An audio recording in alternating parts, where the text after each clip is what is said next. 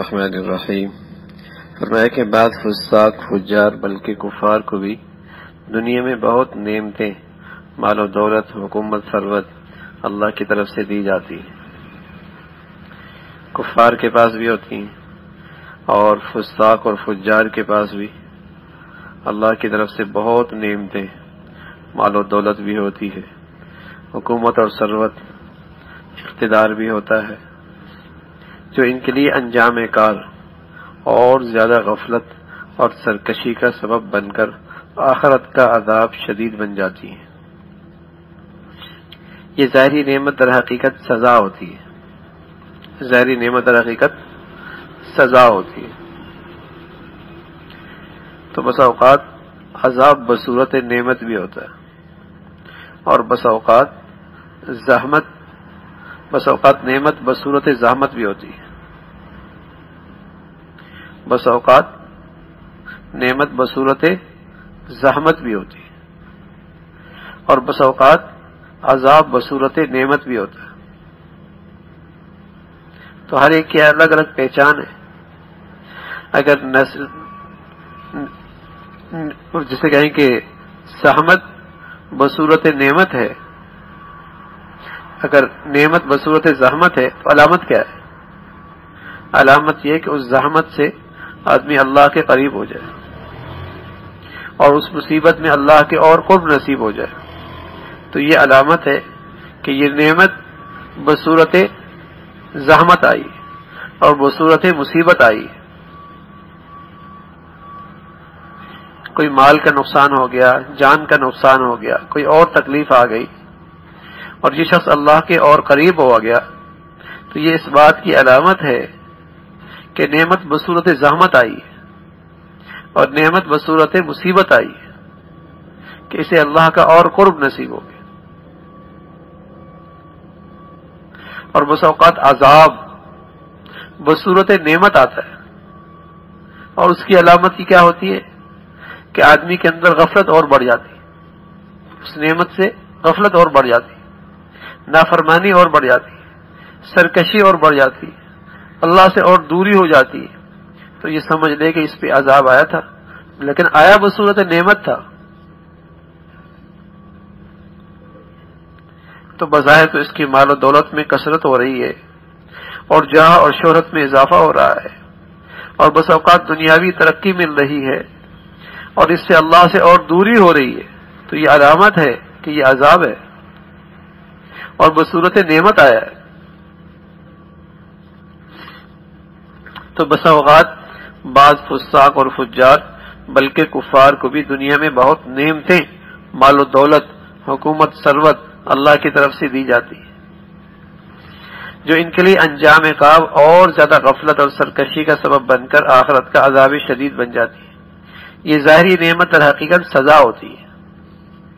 اس کو قرآن و حدیث کی اصطلاح میں استدراج کہتے ہیں کہ اللہ رب العزت انہیں ڈھیل دے رہے ہوتے ہیں، نعمتیں بڑھا رہے، نافرمانی بڑھ رہی ہے اور نعمتیں بھی بڑھ رہی ہیں، اللہ سے غفلت بڑھ رہی ہے اور بظاہر دنیاوی لحاظ سے ترقی بھی بڑھ رہی ہے۔ تو قرآن حدیث میں سے کہتا ہے استدراج، اللہ کی طرف سے اور ڈھیل دے دی۔ اللہ کریم کہتے ہیں فَلَا تُعْجِبْكَ أَمْوَالُهُمْ وَلَا أَوْلَادُهُمْ إِنَّمَا يُرِيدُ اللَّهُ لِيُعَذِّبَهُمْ بِهَا فِي الْحَيَاةِ الدُّنْيَا۔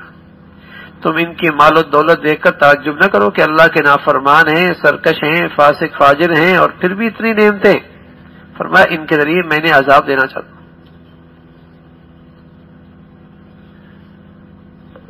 عذاب دینا چاہتا ہوں۔ حضرت نے ایک روز ان نعمتوں کا ذکر فرمایا جو حق تعالیٰ نے آپ کو عطا فرمائی تھی، پھر فرمایا ڈر لگتا ہے کہیں یہ استدراج نہ ہو۔ نیک آدمی کے پاس بھی نعمتیں ہوتی ہیں، اللہ نے عزت بھی دے رکھی ہوتی ہے، آسانیاں بھی دے رکھی ہوتی ہے، سہولت بھی دے رکھی ہوتی ہے، یہ نعمتیں اس کے پاس بھی ہوتی ہیں، تو ڈر لگتا ہے کہیں یہ استدراج نہ ہو۔ پھر فرمایا مگر ایک بات سے امید ہوتی ہے کہ استدراج نہیں، وہ یہ کہ مجھے استدراج کی فکر اور خوف لگا رہتا ہے۔ جس شخص کو نعمتیں اللہ کی طرف سے بصورت استدراج ہوتی ہیں، اس کو تو یہ خیال بھی نہیں آتا، بلکہ جو جو نعمتیں زیادہ ہوتی ہیں اس کی غفلت اور بڑھ جاتی ہے۔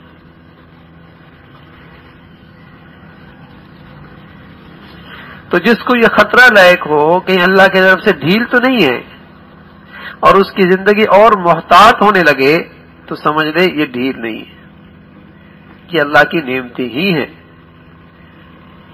یہ نعمتیں ہی ہیں۔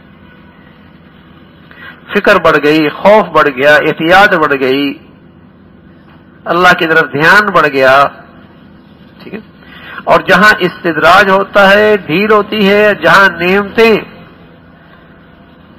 عذاب بصورت نعمتیں ہوتی ہیں، نعمتوں کی صورت میں اللہ کی پکڑ آ رہی ہوتی ہے، تو وہاں تو استدراج کا خیال ہی نہیں آتا، وہاں تو غفلت اور بڑھ جاتی، وہاں تو نافرمانی اور بڑھ جاتی۔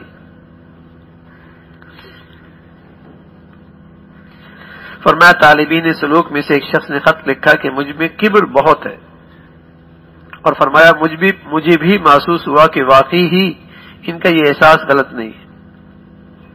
ایک شخص کا خط آیا جو واقعی طالب تھا کہ کبر بہت ہے، اور فرمایا مجھے بھی محسوس ہوا کہ واقعی ان کا یہ احساس غلط نہیں ہے، یہ بیماری ہے، ان کا احساس درست ہے۔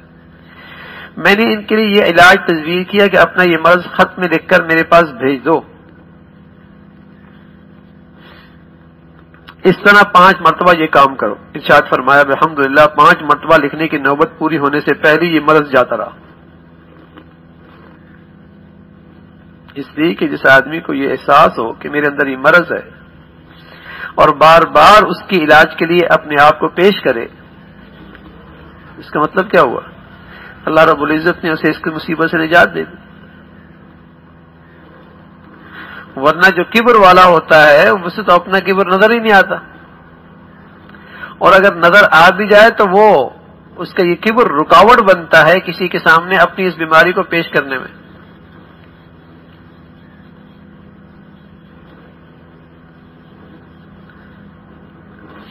اپنی بیماری کسی کے سامنے پیش کرنے میں یہ رکاوٹ بنتا ہے، پیش نہیں کرتا۔ تو جو آدمی سچا طالب ہے اور بار بار اپنی بیمار تو ہم سبھی ہو جاتے ہیں، لیکن بیماری کا احساس ہو جائے اور پھر اس بیماری کے ازالے کے لیے پوری فکر کرنے لگ جائے تو اللہ تو بڑا مہربان ذات ہے، اللہ صحت بھی نصیب فرما دیتے ہیں۔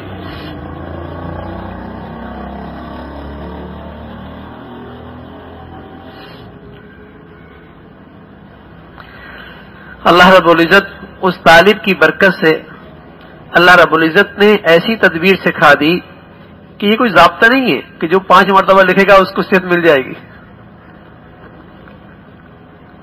کوئی ضابطہ نہیں ہے، لیکن وہ طالب سچا تھا، اللہ نے حضرت کے دل میں ایسی تدبیر ڈالی، اسے صحت مل گئی۔ غالباً اس تدبیر میں 2 چیزیں پیش نظر رہیں، ایک یہ کہ بیمار کو اپنی بیماری کا مکمل استحضار کم از کم 40 روز رہے، کیونکہ خط روز نہیں آیا کرتا تھا، ٹھیک ہے نا، 6 دن کے بعد، 1 ہفتے بعد، 1 ہفتے بعد، کم از کم 40 دن تک اپنی اس بیماری کا احساس رہے، وہ خود اس کے ازالے کی فکر میں لگے، کیونکہ ڈاک کے ذریعے خطوط کے 5 مرتبہ آنے کے جانے میں تقریباً 40 روز خرچ ہوتے تھے۔ دوسری یہ کہ ہر مرتبہ حضرت کی دعا اور توجہ بھی ان کو حاصل ہوتی تھی، ٹھیک ہے، طالب سچا ہو نا تبھی توجہ کام کرتی ہے، تو کہتے ہیں توجہ ڈال دیں، تو توجہ ڈال دیں، تو اللہ کے نبی صلی اللہ علیہ وسلم تو سب پہ توجہ ڈال رہے، سب کو ہدایت مل جاتی ہے۔ توجہ بھی اسی زمین پہ کام کرتی ہے جہاں آگے والی طلب میں سچا ہو۔ حضرت بلال پر توجہ نے کام کر لی، ابو لہب چچا تھا، توجہ نے کام نہیں کی، طالب نہیں تھا نا، تو صرف توجہ سے کام نہیں چلتا، توجہ کے میں نے اس کے حق میں دعا کا قبول ہونا، یہ توجہ یہ ہوتی ہے، دل سے دعا کر دینا یہی توجہ ہوتی ہے، اور یہ اسی کے حق میں قبول ہوتی ہے، آسان ہوتی ہے جس کے ہاں طلب سچی ہو۔ جو آدمی طالب سچا ہوتا ہے تو اللہ رب العزت اس کو اس دعا کی برکتیں نصیب فرما دیتا ہے۔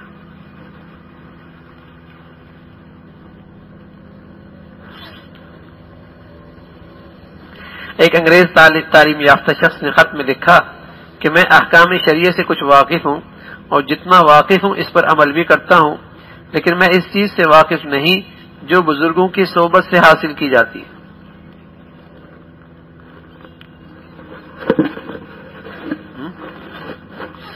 ایک انگریزی تعلیم یافتہ شخص نے خط میں لکھا کہ میں احکام شریعہ سے کچھ واقف ہوں اور جتنا واقف ہوں اس پر عمل بھی کرتا ہوں، لیکن میں اس چیز سے واقف نہیں جو بزرگوں کی صحبت سے حاصل کی جاتی ہے۔ حضرت جواب میں فرمایا وہ چیز تعلق مع اللہ ہے، یعنی اللہ تعالی سے محبت اور اطاعت کا گہرا تعلق، جس کی بنا پر احکام شریعہ کی تعمیل آسان اور خلاف ورزی مشکل نظر آنے لگتی ہے۔ سبحان اللہ۔ صحبت سے کیا ملتا ہے؟ صحبت سے اللہ سے ایسا تعلق بن جاتا ہے کہ پھر اس کے ضابطوں کی پابندی محض ضابطوں کی بنیاد پر نہیں ہوتی، محبت کی بنیاد پر ہوتی ہے۔ اور محبت ایک ایسی چیز ہے کہ ناراضگی گراں گزرتی ہے محبوب کی، اور اس کی خوشی اور اس کی اطاعت دل کو خوش کر دیتی۔ یہ صحبت سے ملتی۔ خوش ضابطے پورے نہیں ہوتے وہاں پر، بلکہ ذوق شوق پیدا ہو جاتا ہے، ذوق شوق پیدا ہوتا ہے اس کی فرما برداری میں، اطاعت میں ایک ذوق شوق آ جاتا ہے، تلاوت میں ذوق شوق پیدا ہوتا ہے، نماز میں ایک ذوق شوق پیدا ہوتا ہے۔ ماں ضابطے کا آدمی نہیں رہتا کہ بس نماز پڑھ لی چل دیا، ضابطہ پورا ہو گیا، فرض پورا ہو گیا، نہ وہ ایک ذوق شوق آ جاتا ہے۔ پھر وہ تلاش میں رہتا ہے کہ وہ موقع جلدی ملے مجھے۔ یہ صحبت سے نصیب ہوتا ہے۔ یہ محبت اور ناراضگی کا خوف آتا ہے کہ محبوب ناراض نہ ہو جائے، کہیں کوئی چیز میری بری نہ لگے۔ تو ایک انگریز تعلیم یافتہ شخص نے خط میں لکھا کہ میں احکام شریعہ کچھ واقف تو ہوں اور جتنا واقف ہوں اس پر عمل بھی کرتا ہوں، لیکن اس چیز سے واقف نہیں جو بزرگوں کی صحبت سے حاصل کی جاتی ہے۔ جواب فرمایا وہ چیز تعلق مع اللہ ہے، یعنی اللہ سے محبت اور اطاعت کا گہرا تعلق، جس کی بنا پر احکام شریعہ کی تعمیل آسان اور خلاف ورزی مشکل نظر آنے لگتی ہے۔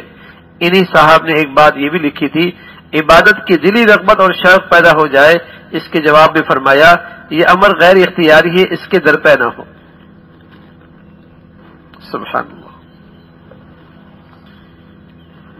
فرمایا ایک شخص خلیفہ ہارون رشید کے صاحبزادے مامون رشید کے پاس آیا، ہارون رشید کا بیٹا مامون رشید، اور حج ادا کرنے کے لیے ان سے روپیہ مانگا۔ مامون رشید سے، بادشاہ تھا۔ مامون رشید نے کہا اگر تم صاحب مال ہو تو سوال کیوں کرتے ہو، اور صاحب مال نہیں تو حج تم پہ فرض نہیں۔ اگر صاحب مال ہو تو پھر سوال کیوں کرتے ہو، اور اگر تم صاحب مال نہیں، مال ہو تو سوال کیوں کرتے ہو، اگر نہیں ہے تو حج فرض نہیں۔ اس نے کہا میں آپ کو ایک بادشاہ سمجھ کے آیا ہوں، مفتی سمجھ کے نہیں آیا۔ مفتی تو شہر میں آپ سے زیادہ اچھے موجود ہیں، آپ مجھے فتویٰ نہ بتائیں، جو دے سکتے ہیں دے دیجئے ورنہ انکار کر دیجئے۔ مامون رشید کو اس بات پر ہنسی آ گئی اور حج کے لیے رقم دے دی۔ میں تو آپ کے پاس بادشاہ سمجھ کے آیا ہوں، ٹھیک ہے نا، مفتی سمجھ کے نہیں آ کہ آپ تو مجھے مسائل بتا رہے ہیں۔ فرمایا جس شخص کی حالت بیداری میں درست اور شریعت کے مطابق ہو، وہ خواب میں کتنی ہی حالت کو خراب دیکھے، مثلا خنزیر کا گوشت کھا لیا یا خواب میں الکلمہ کفر کہہ دیا، کوئی ایسی چیزیں دیکھی جو اللہ اور اس کے کوئی ایسی چیزیں دیکھی جو شریعت کے بالکل خلاف تھی، تو واللہ، قسم کھا رہا ہے، واللہ اس کو ایک رائی کے دانے کے برابر بھی اس کا اثر لینا جائز نہیں۔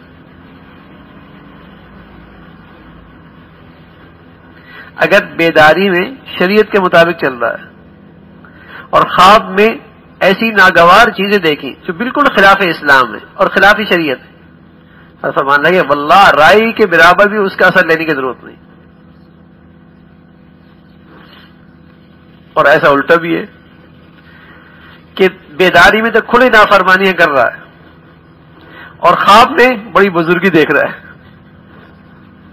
بڑا بزرگ بنا ہوا ہے، اور بزرگوں کا ساری بزرگی خوابوں پہ چل رہی ہوتی ہے، ٹھیک ہے، اس کا کوئی اثر نہیں۔ اصل اعتبار بیداری کی زندگی کا ہے، اچھائی اور برائی کے لحاظ سے۔ ہاں، نیک آدمی کو اچھی خواب آ جائیں یہ ایک نور ہوتا ہے، نیک آدمی کو ایک اچھی خواب آ جائے یہ اس کا نور ہوتا ہے، ٹھیک ہے۔ لیکن اگر نیک آدمی ہے، واقعی اللہ کا فرما بردار ہے اور خواب میں خلاف شریعت چیزیں دیکھ رہا ہے، کوئی فرق نہیں، بیداری میں کھلی اللہ کی نافرمانیاں دیکھ رہا ہے اور خواب میں بزرگی دیکھ رہا ہے، کوئی اعتبار نہیں۔ نیک آدمی ہے، گناہوں سے پاک زندگی گزار رہا ہے، پھر کوئی اچھی خواب دیکھ رہا ہے، انعام ہے۔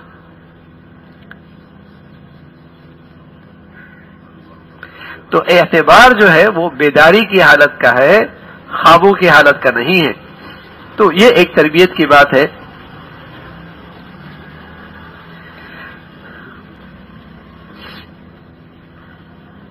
ایک بزرگ کی بات ہے، سوچنے کی ذرا۔ شیخ عبدالحق محدث دہلوی، یہ بخاری شریف کے نا شارح ہیں، جو سائڈ میں چھوٹی چھوٹی باتیں لکھی ہوتی ہیں نا، حضرت نے لکھی، عجیب بات لکھی۔ فرمایا جو شخص اپنا بڑھاپا عافیت سے گزارنا چاہے، اس کو چاہیے کہ حسن صورت اور حسن صوت سے احتراز کرے۔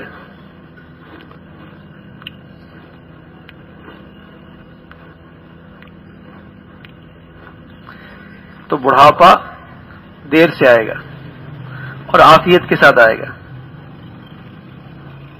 ٹھیک ہے نا، حسن صوت اور حسن صورت،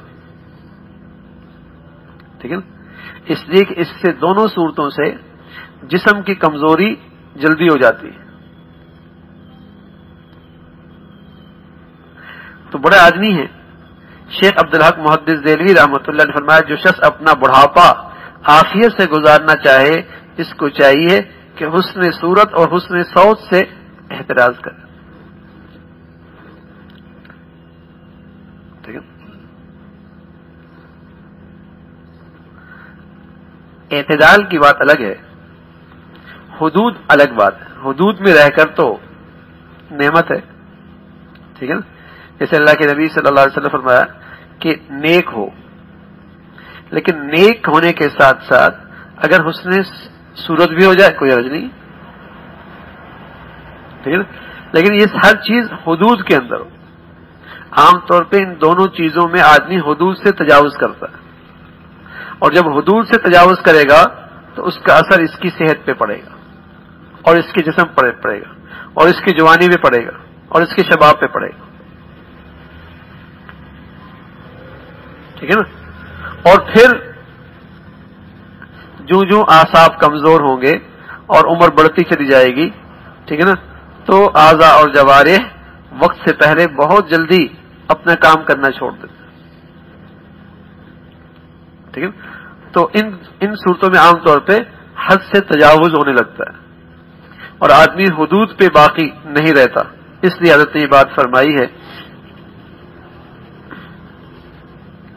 ارشاد فرمایا میں جب کسی کو دیکھتا ہوں کہ لباس پوشاک کی میں تکلف کا پابند ہے، جب میں کسی کو دیکھتا ہوں لباس پوشاک میں تکلف کا پابند ہے، ایسا پہنوں گا اور اسی برانڈ کا پہنوں گا، اور دوسرے برانڈ تو مجھے اچھے ہی نہیں لگتے، پینٹ ہو تو اس برانڈ کی ہونی چاہیے، شوز ہو تو اس برانڈ کے ہونے چاہیے، برانڈ پہنوں گا بس، ہاں، اس کے بغیر تو شادی نہیں ہو سکتی، تقریب میں نہیں جا سکتا، ٹھیک ہے نا، پارٹی میں نہیں جا سکتا، ٹھیک ہے نا، برانڈ وہی ہونا چاہیے بس۔ فرمایا جب میں کسی کو دیکھتا ہوں کہ لباس پوشاک میں تکلف کا پابند ہے تو دو چیزوں پر استدلال کرتا ہوں، ایک یہ کہ نکما آدمی ہے، ایک تو یہ ہے کہ نکما آدمی ہے، دوسرے یہ کہ بہت پست حوصلہ ہے، کیونکہ اگر یہ کام کا ہوتا تو کسی بڑے مقصد کی طرف اس کی نظر ہوتی اور ان فضول چیزوں میں وقت ضائع نہ کرتا۔ جو آدمی با مقصد ہوتا ہے نا وہ ان چیزوں میں نہیں پڑتا، اور جس کی زندگی کا مقصد ہی نہیں ہوتا اس کا یہی مقصد بن جاتا ہے، اس کا مقصد ہی یہی بن جاتا ہے، ٹھیک ہے۔ گاڑی ایسی ہونی چاہیے، کپڑے ایسے ہونے چاہیے، گھڑی ایسی ہونی چاہیے، موبائل نیا آیا نا بس یہی ہونا چاہیے، یہی ہونا چاہیے. ٹھیک ہے، یہ تکلفات ہے، یہ تکلفات. تو اس کی علامت ہے کہ یہ کوئی بامقصد آدمی نہیں ہے، نکما آدمی. آج فرمایا لگے جب کسی کو دیکھتا ہوں لباس پوشاک میں تکلف کا پابند ہے تو میں سمجھتا ہوں یہ آدمی نکما ہے. دوسرے کی بڑا پست حوصلہ ہے، پست حوصلہ ہے، کیونکہ اگر یہ کام کا ہوتا اور کسی بڑے مقصد کی طرف اس کی نظر ہوتی تو اپنا وقت ضائع نہ کرتا. دنیا میں چاہے مسلمانوں میں نہیں، غیر مسلموں کے اندر بھی جس آدمی نے بھی کوئی غیر معمولی کام کیا ہو اور لاکھوں کروڑوں میں کسی نے کوئی نمایاں کام کیا ہو اور جس نے کوئی چیز ایجاد کی ہو تو آپ دیکھیں گے اس کی زندگی سادہ نظر آئے گی. اگر آپ اس کی سوانح پڑھیں گے اور اس کی تاریخ پڑھیں گے تو اس کی زندگی انتہائی سادہ ملے گی آپ کو.